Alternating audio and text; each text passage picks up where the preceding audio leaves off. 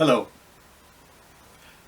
When I was accepted to be the minister of Spirit West United Church 10 or so years ago, it was inevitable that this day would come when I would be saying goodbye.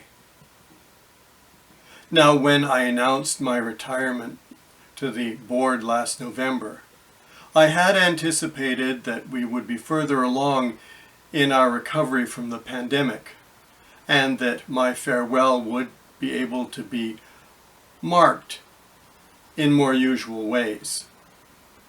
But that's not the case. And as with many things over the past year and a half, this is done differently. Normally, I'd be talking to you after church on my last Sunday, and there would be cake.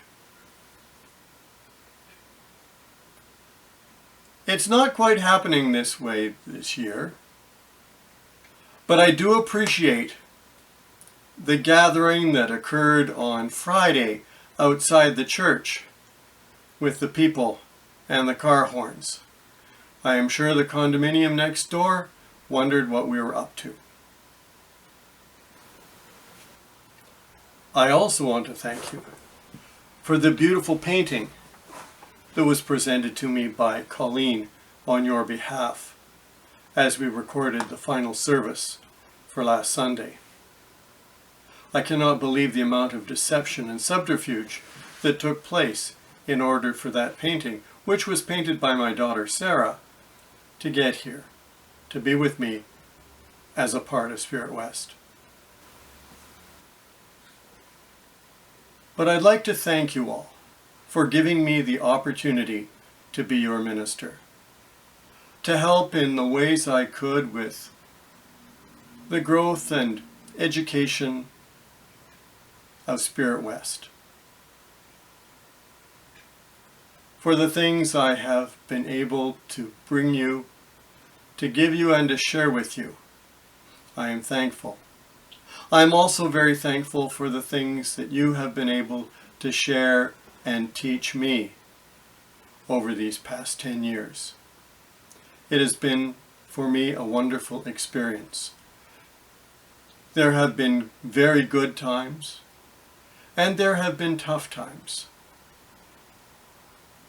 We have celebrated. We've had concerts. We've had memorials. We've had funerals. We've said goodbye to significant people within our community, and we have welcomed others. And for me, that is a sign of hope for Spirit West. Because Spirit West United Church was a community before I became part of it, and will continue to be a community after I've moved on to this world of retirement. I looked up farewell addresses in the Bible, and I only was able to find two that seemed to strike a chord with me. One was Jesus' farewell to his disciples, in which he celebrated with them the Last Supper, the reminder of his presence with them. We still have that because we still have Jesus' presence with us. Now, the other farewell occurred at a place called Troas, where Paul, in order to impart to the people of Troas all that he wanted to say to them, spoke long into the night. And a young man named Eutychus, who was sitting on the sill of an open window, fell asleep and fell 3 stories to his death. Paul had to interrupt his farewell in order to go down to street level, to raise Eutychus from the dead, bring him back upstairs, and carried on speaking until morning. Eutychus' name is Greek for lucky. I do not intend to go on and on till the morning.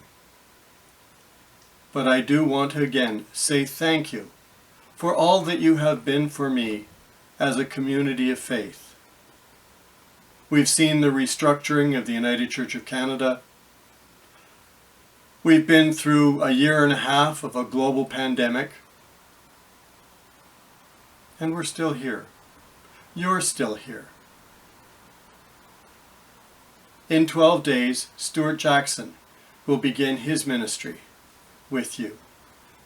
And once a month, you will be hearing from David Faber as they provide continuity and support to the community as your search committee seeks a new minister.